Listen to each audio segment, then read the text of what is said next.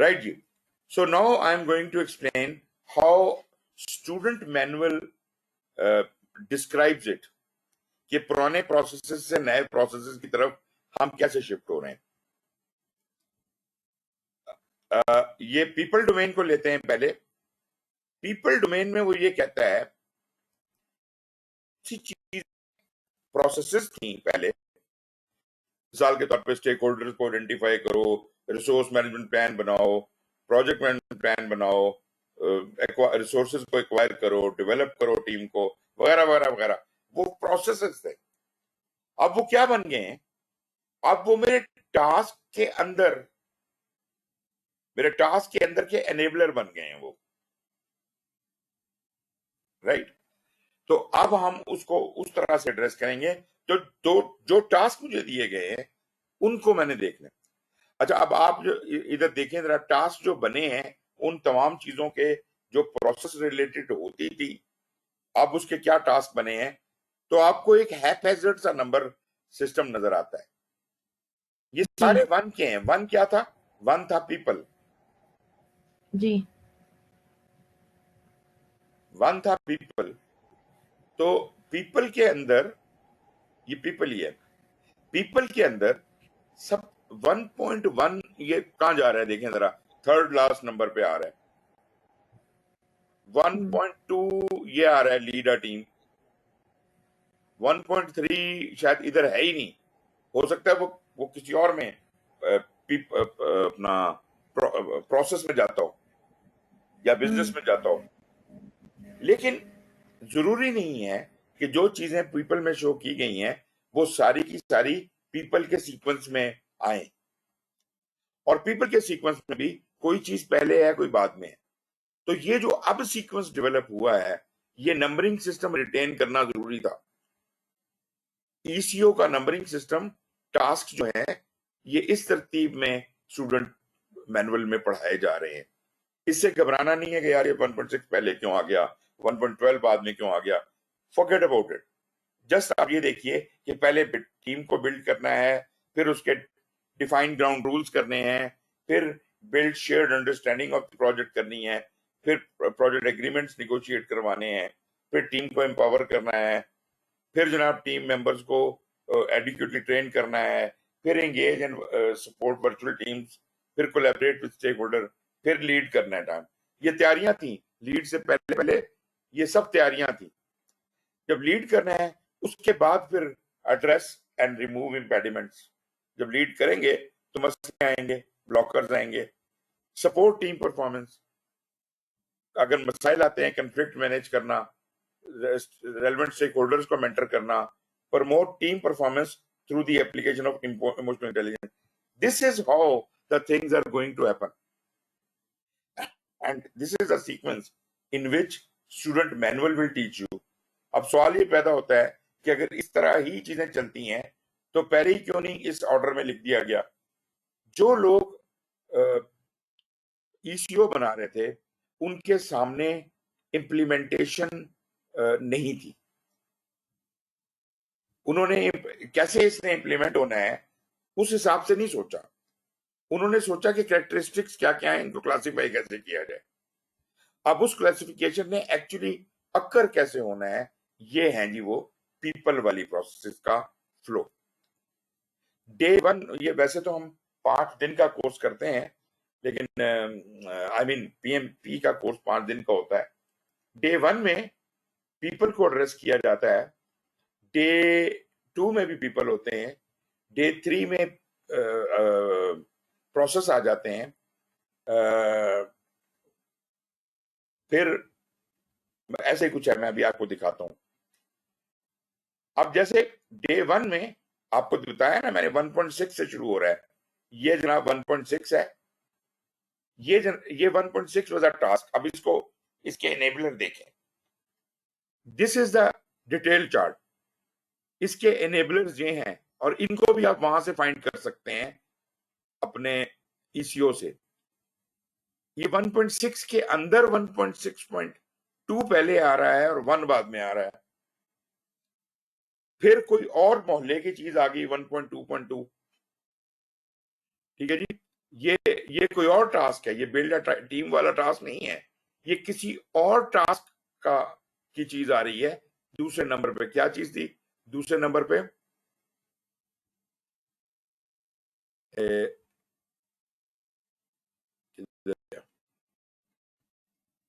1.2 ये था, lead a team. ठीक है जी। तो even in building a team हम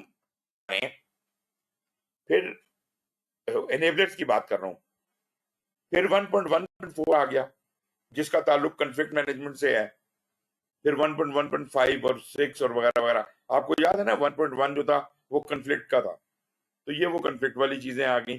तो मतलब इस तरीके के साथ इसको रटा नहीं जा सकता। बस ये देखिए कि इन चीजों का फ्लो क्या है। इन कामों को करने के लिए अगले कॉलम में जेनेरिकली उसने ऊपर लिखे हुए हैं टूल्स और नीचे लिखे हुए हैं deliverable. This is not specific to any one of these. वो कहते हैं इन तो सारे हम कामों फिर को करने इसको के लिए। जी जो हम इसको फिर फोकस करें, जो अभी हम डिस्कस कर रहे हैं उससे पहले हमने जो बात की फिर हम उसको फिर याद नहीं रखें, क्योंकि वो तो चेंज हो गई ना नंबरिंग अब। हाँ जी बिल्कुल। और उसकी चेंज होने का एक तो ये चेंज हुई ना नंबरिंग, टास्कों की नंबरिंग चेंज हुई। फिर जी टास्कों जी, के टास्क अंदर जो एनेबलर्स हैं वो भी इधर उधर। उनकी भी चेंज हो गई है, उनकी पोजीशन भी चेंज हो गई इनेबलर्स की हाँ, ना। पोजीशन भी, और कोई किसी और का एनेबलर भी बीच में आ गया इधर। ये जी, 1.6 पढ़ लेकिन रहे हैं ना, तो अब हम तो ये इसमें अभी हम ये 1. भी ये याद रखें कि ये इसका इनेबलर है, हम इसको यही कंसिडर करें।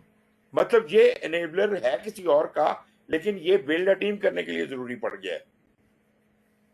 अच्छा 1.1 अच्छा अच्छा कंफ्लिक्ट अच्छा। मैनेजमेंट वाली चीजें हैं, वो यहाँ जरूरी हैं। टीम बिल्ड करें तो कंफ्लिक्ट तो आएगा ना, इस ऐसे समझें इसको। हम्म। अच्छा सही। अच्छा, अब ये सारे तो काम इनके करने के इनेबलर लिए किसी और का भी आ सकता है इसमें। आ सकता है, बिल्कुल आ सकता है। और आप जब इसको पढ़ते हैं ना तो आपको खुद ही एक लॉजिक से समझ आने लगता है। अच्छा, पहले बिल्ड अ टीम में पहले हम प्रोजेक्ट टीम के मेंबर्स को डिटरमिन कर रहे हैं, फिर अप्रेज कर रहे हैं स्टेक होल्डर के स्किल्स को, फिर सपोर्ट डाइवर्सिटी और इंक्लूजन को कर रहे हैं, फिर हम project responsibilities with in the team देख रहे हैं, फिर कॉन्टिन्यूसली असेस करते रहते हैं तो टीम को कैसे बिल्ड करना है, और फिर नॉलेज ट्रांसफर। सीक्वेंस बन गया ना। लेकिन जी having said that, nowhere are you supposed to remember the numbers or the sequence. सिर्फ अपनी कॉमन अंडरस्टैंडिंग के लिए दिमाग में एक सीक्वेंस रख लें फॉर द टाइम बीइंग, ताकि आपको बात समझ आ जाए कि बिल्ड अ टीम हो कैसे रही है। एग्जाम पॉइंट ऑफ व्यू से वो आपसे नहीं पूछेगा कि जनाब फलानी चीज का नंबर बताएं या इसके बाद क्या होता है, ये नहीं पूछेगा आपसे। आपने थॉरोली पढ़ा हुआ हो इतना काफी है। वो जो चीजें पूछेगा वो पूछेगा, अच्छा फॉर एग्जांपल अप्रेज स्किल करने में आप एबिलिटी टेस्ट कैसे करेंगे या समथिंग लाइक दैट। तो ये टूल्स और वो जो उसके डिलीवरेबल्स हैं, तो ये जो बिल्ड अ टीम के जो डिलीवरेबल्स हैं उसमें कहता है जब बिल्ड अ टीम करेंगे तो एक स्किल सेट निकल आएगा, उसकी लिस्ट निकल आएगी, रिसोर्स मैनेजमेंट प्लान बन जाएगा, टीम डायरेक्टरी बन जाएगी, प्रोजेक्ट ऑर्गेनाइजेशन चार्ट बन जाएंगे, और किन टूल्स को इस्तेमाल करते हुए बनेंगे, ये राशि चार्ट बनेगा, उससे कुछ आप एनालाइज करेंगे, एटीट्यूडनल सर्वेज होंगे, specific assessment. Not that all of these things are to be used as tools, but they may be used. और इनके अलावा भी चीजें इस्तेमाल हो सकती हैं, इसलिए हम बहुत ज्यादा स्पेसिफिक नहीं हो रहे। अब आ जाइए, नॉलेज क्या चाहिए इस एनेबलर के लिए? मुझे ये नॉलेज चाहिए। देखिए, एनेबलर है determine project team member requirements. इसके लिए वो कहता है जी के avoid single point of failure, किसी एक चीज पे रिलाय ना कर जाना। जब टीम मेंबर रिक्वायरमेंट निकाल रहे हो तो कहीं ऐसा ना हो कि एक आदमी के का हिसाब किताब देख के आपने बाकियों पे कट पेस्ट कर दिया, ऐसे काम नहीं चलेगा। सिंगल पॉइंट ऑफ फेलियर नहीं रखना। फिर जनरलाइजिंग स्पेशलिस्ट को इंपॉर्टेंस दें। जनरलाइजिंग स्पेशलिस्ट होते हैं जो एक से ज्यादा काम करने की काबिलियत रखते हैं। चूंकि खासतौर पे एजाइल के अंदर हमारी टीमों का साइज कम होता है, हम बहुत ज्यादा स्टाफिंग नहीं कर सकते। हम कोशिश ये करते हैं कि जितने लोग यहाँ काम करने आ रहे हैं, 8-10 लोग, ये एक दूसरे के काम की महारत से भी किसी हद तक वाकिफ हों। इनको कहते हैं journalising specialist. Identify physical resource. फिर इसी तरह अप्रेज स्टेक होल्डर स्किल्स जब कर रहे अच्छा, हैं। एक मेरा क्वेश्चन है यहाँ पे, जो हम जनरलाइजिंग की बात कर रहे हैं, तो समटाइम्स ऐसा भी मैंने देखा है, हाँ जी, जैसे अभी टीम्स बनी हुई है जहाँ पे मैं जॉब कर रही हूँ, तो वहाँ पे उन्होंने जो टीम बनाई हुई है जिस प्रोजेक्ट की, हाँ तो जी, उन्होंने प्रोजेक्ट पे असाइन किए हुए हैं डिफरेंट रिसोर्सेज। अब वो रिसोर्सेज कहती हैं कि हमें दूसरी रिसोर्स के काम का नहीं पता, और हम जो है वो अपना ही काम करेंगे क्योंकि हमको यही चीज असाइन है, तो वो जनरलाइज तो नहीं हुआ ना फिर वो। सर देखें, बात यह है कि ये जो लोग कहते हैं गलत कहते हैं। उसकी वजह यह है कि they have to work as a team. वो टीम में तो काम ही नहीं कर रहे हैं। अगर वो अकेले अकेले बैठे काम कर रहे हैं तो क्या फायदा जी हुआ एजाइल में काम करने का। जी एजाइल में तो सब एक दूसरे को सपोर्ट कर रहे होते हैं, बिल्कुल। तो मिल बांट के काम करना होता है। ऐसे थोड़ी होता है कि तुम अलग बैठ जाओ, मैं अलग बैठ जाऊं और 10 बंदे अलग अलग कोनों में बैठे हुए अपना अपना काम करें।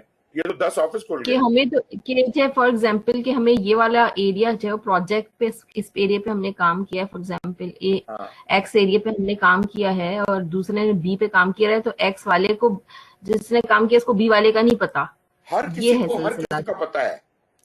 हर किसी को हर किसी का पता होना चाहिए। चाहिए exactly. Why? Because they are sitting in a transparent environment. They are working on charts on the walls. Everybody knows what is on the chart. ये कोई ड्रामा नहीं चलेगा कि मुझे तो पता ही नहीं चला ये कैसे हो गया। इसीलिए तो हमने उन्हें को-लोकेट किया है ताकि वो ऊंची आवाज में एक दूसरे से बात कर सकें। वो एक जी। दूसरे को अब ईमेलें उनका ना भेजें। एक उनका ये भी कंसर्न होता है, कंसर्न ये भी है, मैंने जैसे ऑब्जर्व किया हम्म, कि वो कंसर्न ये भी है कि भाई इतना सारा कोड है तो हमें सब कोड का थोड़ी पता होगा कि भाई अपनी कोड मुझे प्रोग्रेस लिखना है। दीवार पे लिख देना। कोड तो हम नहीं पूछ रहे। हम तो ये पूछ हम्म, रहे हैं कि तुम्हारा काम कहाँ पहुंचा है, कौन सा काम कहाँ पहुंचा है। वो बिल्कुल वॉल के ऊपर लिखा होना चाहिए और हर किसी को पता होना चाहिए। कोड से तो कोई वाकिफ नहीं होगा। कोड से तो वही बंदा वाकिफ होगा जो बना रहा है या जो उसकी हेल्प कर रहा है। लेकिन वो कोड करता क्या है, क्या उसका टेस्ट हो गया है, वो एक्सेप्ट हो गया है, ये चीजें। तो टीम के लिए सब कुछ ट्रांसपेरेंट होना चाहिए। गॉट इट जी? जी सर, मैं समझ गई हूँ, मगर अभी मेरा सवाल वही है कि जैसे ये मैंने अभी कहा आपसे कि जैसे एक एक प्रोजेक्ट पे दो रिसोर्सेज हैं, एक ने एक्स पे काम किया हुआ है, दूसरे ने बी पे काम किया हुआ है, तो एक्स वाले को बी का कोड नहीं पता, बी वाले को एक्स का कोड नहीं पता। कोड ना तो पता हो ये कोई फर्क नहीं पड़ता। कोड से क्या फर्क पड़ता है भाई? देखें, लेकिन आपने प्रोजेक्ट एक ऑफ काम बिजनेस किया है प्रोजेक्ट। और एक काम मैंने किया है। मेरा आउटपुट, हम्म आपका आउटपुट मुझे मिलना है। मुझे इस बात से मतलब होना हम्म, चाहिए ना कि मुझे उस आउटपुट को यूटिलाइज कैसे करना है। जी मुझे आपके कोड के अंदर घुस के क्या मिलेगा? सही। आपने अपना कोड टेस्ट करवा लिया, कर लिया, या जो भी कुछ है। अगर से कि मैंने ही टेस्ट करना है तो हो सकता है मैंने आपको टेस्ट करके दिया हो। लेकिन बात यह है कि वो कोड की हद तक आपकी जिम्मेदारी जरूर है। लेकिन ये ट्रांसपेरेंसी होनी चाहिए कि आप कहाँ हैं और मैं कहाँ से शुरू करूं। कोऑर्डिनेशन जिसे कहते हैं, जी ट्रांसपेरेंसी इन कोऑर्डिनेशन होनी चाहिए। एंड कोई चीज किसी से छुपाई ना जाए। पता चले वो काम करके बैठा हुआ है और जिसने आगे काम करना है उसको पता ही नहीं है, उसे किसी ने बताया जी ही नहीं कि तुमने ये शुरू करना है। तो इतने जागते होने चाहिए सारे कि वो इंतजार कर रहा हो और वो पूछ रहा हो कि भाई ये तुम्हारा काम कब खत्म होगा, ये मुझे दो, यहां से मैं आगे शुरू करूं। That kind of thing. जी अच्छा जी, इसी तरह बस ये मैं आपको सिर्फ बताना चाह रहा था कि इस तरह से इन चार्ट्स को ट्रांसलेट किया जाता है। तो ये इतने सारे जो हैं, हर एक क्या कहते हैं जो टास्क है उसका इस तरह का एक चार्ट बना हुआ है। ये आप देख सकती हैं, ये 1.12 का चार्ट है। डिफाइन टीम ग्राउंड रूल्स के लिए ये चार चार चीजें कर रहे हैं और इत्तेफाक से ये चारों की चारों उसी सीक्वेंस में है 1 2 3 4, ये तो ठीक है। मतलब ग्राउंड रूल्स के लिए ये चार चीजें हमने इकट्ठी की। लेकिन मैं पीछे जाता हूं, पीछे 1 पॉइंट, अच्छा ठीक है, ये ठीक है। आगे चले 1.8 में, वहां पे आपको 1.8.1 नजर आ रहा है, 2 नजर आ रहा है, 3 4 नजर नहीं आ रहे, वो कहीं और गए हुए हैं, वो किसी और टास्क को सेटिस्फाई करने गए हुए हैं। 5 नजर आ रहा है। और अगर आप 4 पे आ जाएं तो इसमें सीक्वेंस ठीक है, 1 2 3 4 का है। 5 में भी ठीक है, 11 में भी ठीक है, 1.10.1 मिसिंग है, वो आपको नजर आ जाएगा, कहीं ना कहीं जरूर होगा। अच्छा, अब कुछ चीजें तो पीपल के अंदर डिस्ट्रीब्यूट हुई हैं, कुछ पीपल की चीजें प्रोसेस के अंदर भी नजर आएंगी जाके आपको। अब ये जनाब क्या कहते हैं, पीपल है, अच्छा सॉरी, डे, अगले दिन, अगला जो दिन है इसका पीपल का, उसमें भी पीपल कंटिन्यूड है, पीपल खत्म नहीं हुआ। यहां पे 1.2 आ गया, ये सीक्वेंस में है 5 6 7, और एक 1.6.4 वाली चीज आ गई। मतलब जब आप लीड अ टीम कर रहे हैं तो मेंटेन द टीम, जो कि 1.6 से ताल्लुक रखता है, वो भी यहां पे आखिर में जरूरी है। 1.11 के 5 सीक्वेंस में है, ये 1.4 है, 1 2 3 4 5, 1.7, 1.8, 1.12, 1.13 14, ये आ गया। अब प्रोसेस में देखते हैं, प्रोसेस में ये वाली चीजें ऐसे ट्रांसलेट हुई हैं, इनका ये सीक्वेंस बन गया है। मतलब एग्जीक्यूशन के दौरान हम क्या करें, एग्जीक्यूशन नहीं सॉरी, मतलब प्रोसेसेस क्या है।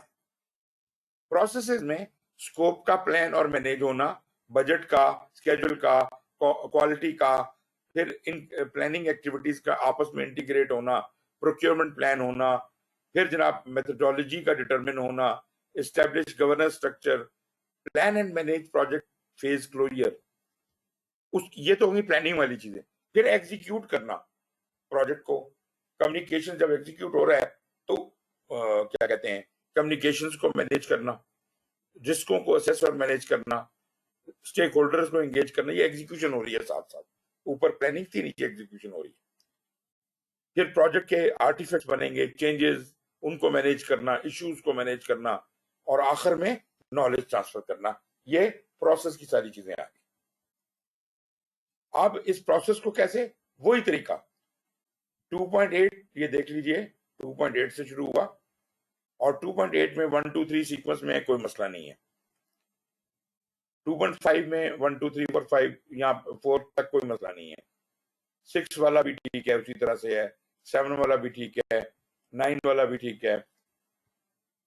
तकरीबन चीजें आगे जाके ठीक होती जाती हैं।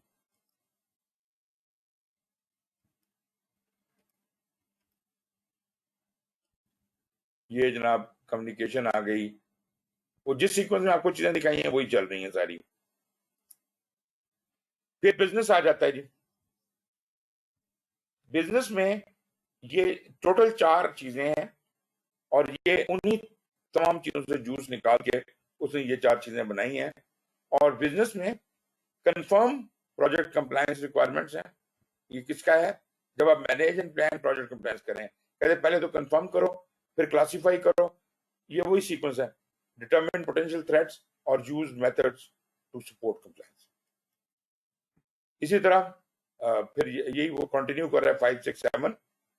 फिर उसके बाद evaluate and address business, external business environment changes, इसमें सर्वे करो एक्सटर्नल एनवायरनमेंट को, एसेस एंड प्रायोरिटाइज करो, रिकमेंड ऑप्शंस, और फिर कंटिन्यूअली रिव्यू।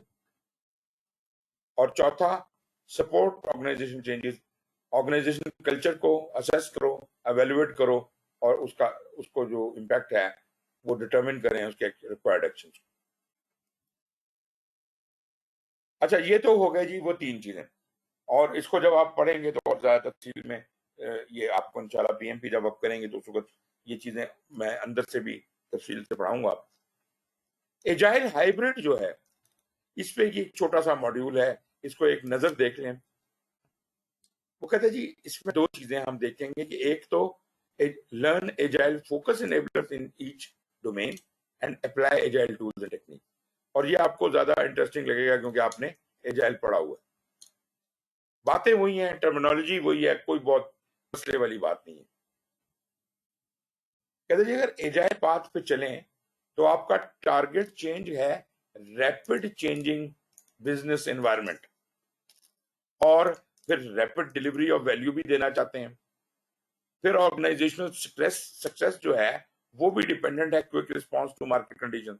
खासतौर पे ऐसी चीजें जो हमारे यहाँ हॉट आइटम्स हैं और जिनके अंदर टेक्नोलॉजी बहुत तेजी से चेंज होती है, मिसाल के तौर पे मोबाइल्स हो गए, आपके सॉफ्टवेयर हो गए, इनके अंदर वो बनते बनते ही चीजें तब्दील होना शुरू हो जाती हैं। वहां पे हमें क्विक रिस्पॉन्ड करना पड़ता है। जो डिजाइन आपने इनिशियली बनाया था, पता चलता है वो वक्त से पीछे रह गया और प्रोजेक्ट के दौरान रिक्वायरमेंट्स बदल गई, क्योंकि कंपटीटर जो है वो कोई और चीज लेके आ रहा है, कस्टमर कुछ और चीज डिमांड कर रहा है। तो साथ साथ हम ऑन द फ्लाई चीजों को बदलते रहते हैं। Agile projects will with ambiguity in solution, हमें असल पूरी पिक्चर नहीं क्लियर होती कि आखिर में बन के क्या निकलेगा। Can build on basic product, हम शुरू कर देते हैं, बनाना शुरू कर देते हैं, और जैसे जैसे चेंजेस आती रहती हैं उसके हिसाब से हम फ्लेक्सिबल अडॉप्ट करते रहते हैं। एजाइल के हवाले से जो एजाइल की प्रोसेसेस थी उनमें से ओवरऑल जो पीपल की सारी प्रोसेस थी वो ये हैं, ऐसे ही पढ़ी थी ना हमने, यही वो प्रोसेस है। इनमें से 1.9 और 1.14 ये स्पेसिफिकली एजाइल को एड्रेस कर रही हैं। बाकी काम भी हम करेंगे, लेकिन ये दो स्पेसिफिकली लीड आवर टीम और promote team performance through application of emotional intelligence.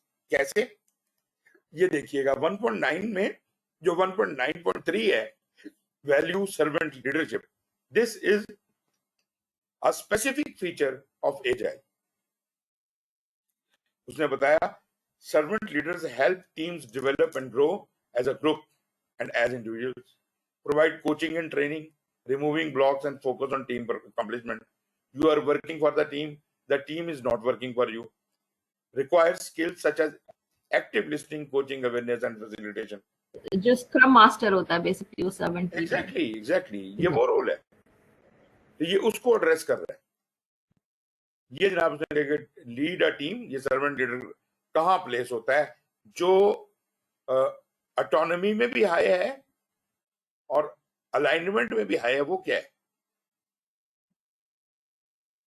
We need to cross the river, figure out how. ये जो है जो जिसके पास ना ताकत है और ना अलाइनमेंट है वो तो कंफ्यूज फिर रहा है। यहां पे क्या हो रहा है, हाई अगर आप अलाइनमेंट में हाई हैं, ऑटोनॉमी में लो है, तो वो कहते जी we need to cross the river. But ये कौन है, ये मैनेजर कह रहा है और टीम उसको सॉल्यूशन बता रही है। This is also indicative of servant leadership कि मैनेजर सॉल्यूशन नहीं दे रहा। और यहां पर भी जहां पे हाई है दोनों चीजें, वो कहते हैं कि अगर टीम कहती है कि we need to cross the river, कहता है अपना रास्ता खुद ही बनाओ, खुद ही ढूंढो, मैं नहीं बता रहा। राइट, सो टीम को पूरी एम्पावरमेंट है, ताकत जरूर है उसके पास। और जहां टीम के पास पावर है लेकिन अलाइनमेंट नहीं है, वहां किसी को समझ नहीं आ रहा। वो प्रोजेक्ट मैनेजर बैठा सोच रहा है कि ये लोग अपना रास्ता ढूंढ ही लेंगे, लेकिन वो किसी को कुछ समझ नहीं आ रहा। तो ऑटोनॉमी भी दें उनको, मतलब उनको अपना डेलीगेट भी करें, डेलीगेशन भी होनी चाहिए और अलाइनमेंट भी होनी चाहिए। फिर आ जाता है 1.14, वो कहते हैं support and recognize team members.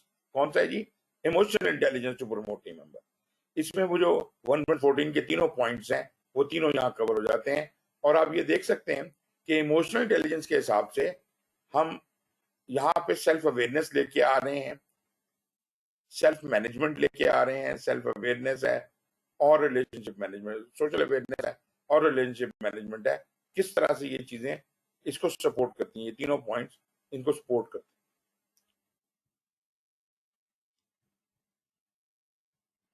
हैं। पहले ये इमोशनल सेल्फ कंट्रोल जो है, that goes with recognise team member growth and development. Empathy 1.4.1 और 2 दोनों पे अप्लाई होता है, एडॉप्टेबिलिटी 2 पे होता है, और जो एनालाइज पर्सनैलिटी इंडिकेटर्स हैं वो इमोशनल इंटेलिजेंस, सेल्फ अवेयरनेस सब पे होती है।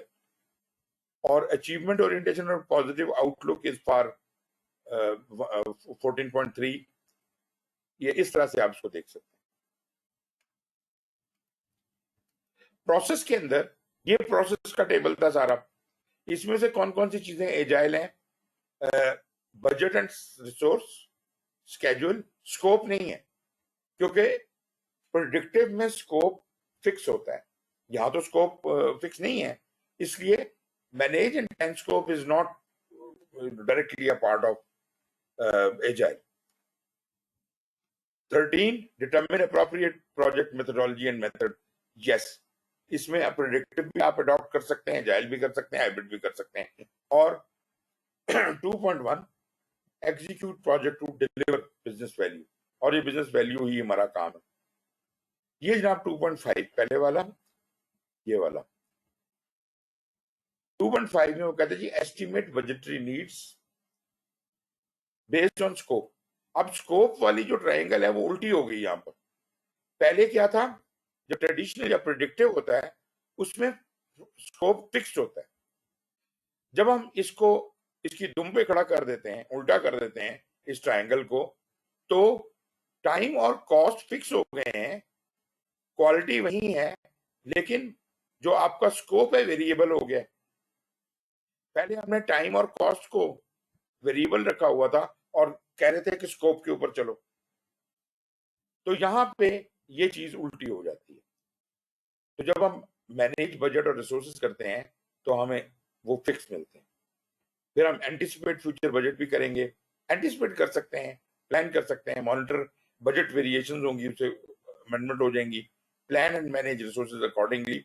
और ये बहुत पूरे प्रोजेक्ट का ना करें, just do it bit by bit, जितना एक आइटरेशन के लिए रिक्वायर्ड है उतना काम करें और आपका ठीक चलता रहेगा सिलसिला। ये देखें ना, ये छोटी छोटी आइटरेशन में काम हो रहा है।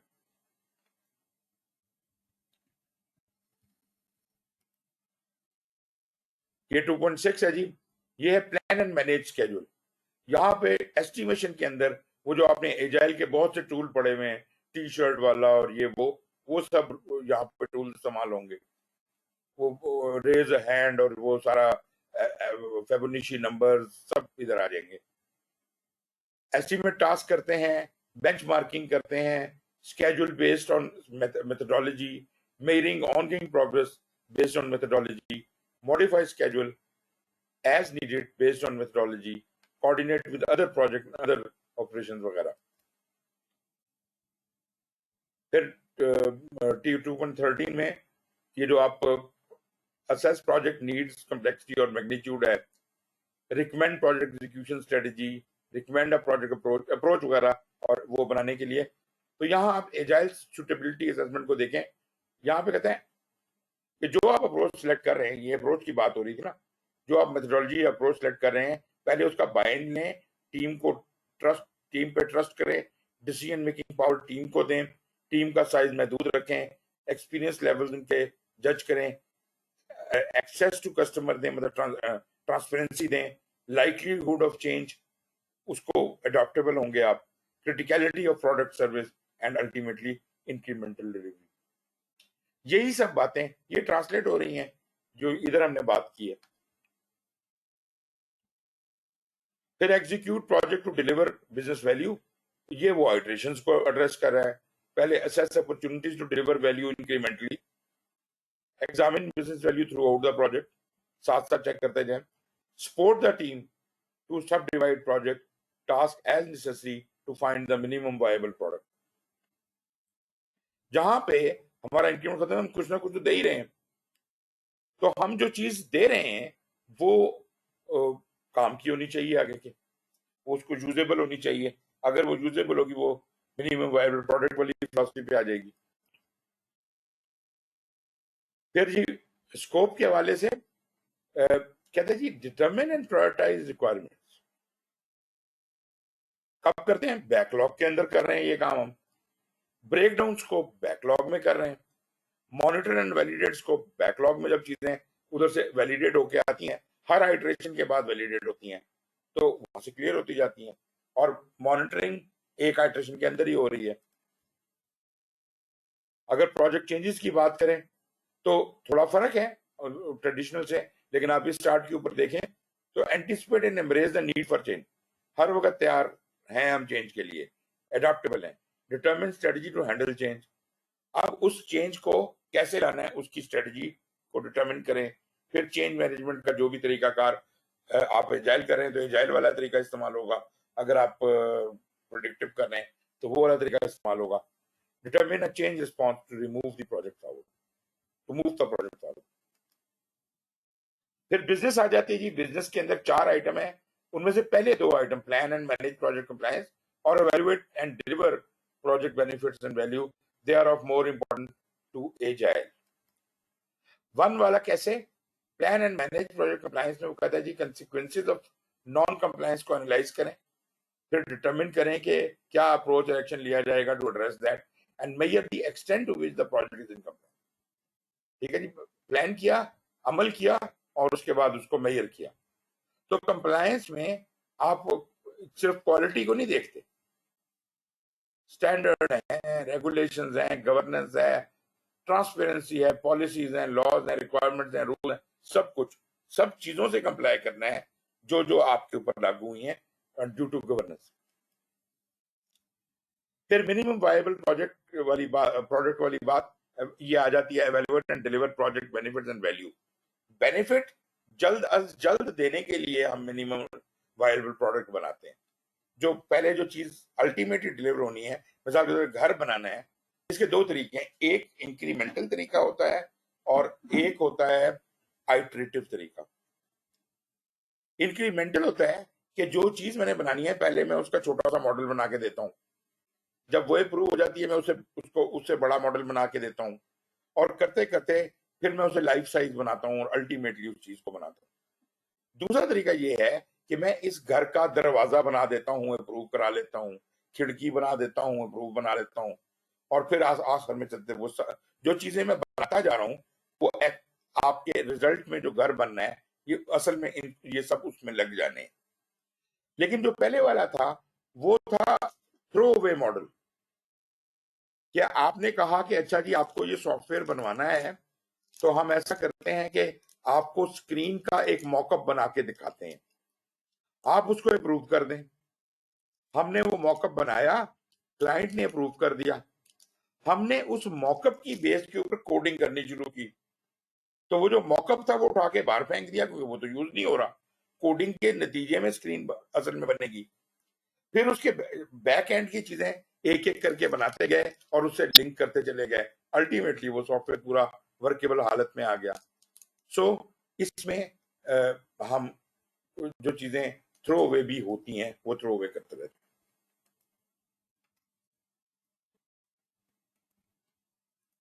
राइट जी, ओके, यहाँ की डिस्कशन में यहाँ तक छोड़ता हूँ। यहाँ तक कोई क्वेश्चन हो तो बताइए।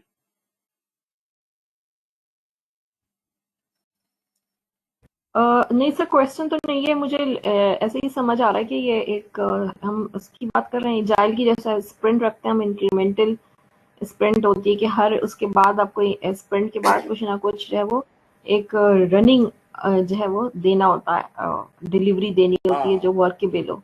बिल्कुल बिल्कुल। देखिए एजाइल में हम इंक्रीमेंटल भी हो सकते हैं, हम क्या कहते हैं आइटरेटिव भी हो सकते हैं, और हम एडाप्टिव भी हो सकते हैं, और सब चीजें इकट्ठी भी हो सकती हैं। लेकिन अगर इंडिविजुअली इनको देखा जाए तो ये हाइब्रिड्स हैं, दरमियानी मॉडल। एक तरफ प्रिडिक्टिव है, एक तरफ एजाइल है, दरमियान में ये आइटरेटिव, इंक्रीमेंटल, एडाप्टिव ये पड़े हुए हैं। और अगर आप इसको एक सीक्वेंस में बोलें तो predictive, iterative, incremental, adaptive, agile. और ये जो है, जो 5 इन्होंने मॉड्यूल्स बनाए हुए हैं, उन्हीं तीन चीजों के पीपल, प्रोसेस एंड बिजनेस, तो इन्होंने 5 मॉड्यूल्स बनाए हुए हैं। Creating a high performance team पहला मॉड्यूल है, दूसरा स्टार्टिंग द प्रोजेक्ट है, तीसरा डूइंग द वर्क है, चौथा keeping the team on track है, पांचवा keeping the business in mind है। असल में मैं मानता हूं कि a lot of confusion eco में किसी और तरह से डिफाइन किया, फिर उसको स्ट्रक्चर आपने किया किसी और तरह से किया, अब आप उसको 5 मॉड्यूल्स में कवर करने की बात कर रहे हैं। कोई मतलब इसको आसान बनाया जा सकता था। अब इन्होंने ये किया है कि पीपल दरअसल डे 1 और 4 में डिस्कस हो रहे हैं। जब creating a high performing team है, ये डे 1 का काम है, और उसके बाद वो डे 4 में आ रहे हैं keeping the team on track, people से रिलेटेड है दोनों चीजें। और प्रोसेस वाली सारी कहानियां ये डे 2 और 3 में पूरी कर रहा है।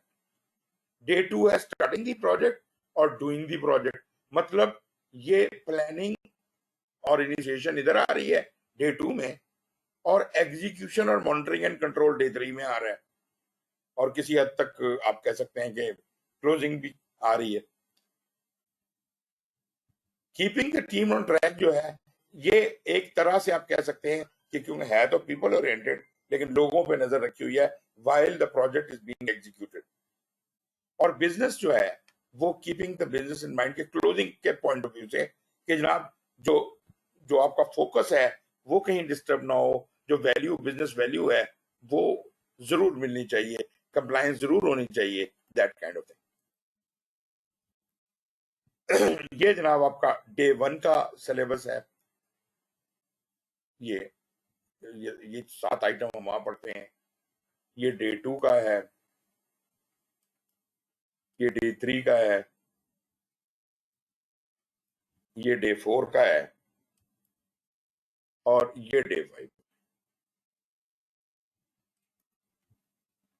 So this is how it works.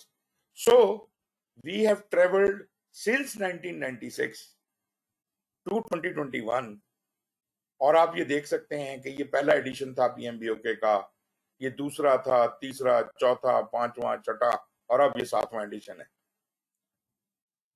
तो this is how it is. अब ये पता नहीं आगे इसका कहां तक बात पहुंचेगी। A lot of difference. अब सबसे बड़ा डिफरेंस तो अब आया है 6 से 7 जाने में, जबकि मैं आपको ये बता दूं कि 6 में 5 में एजाइल इंट्रोड्यूस हो चुका था, लेकिन फोकस जो था वही प्रोसेस ओरिएंटेड रहा शुरू से लेके अब तक। अब जाके इन्होंने उसे वैल्यू ड्रिवन कर दिया।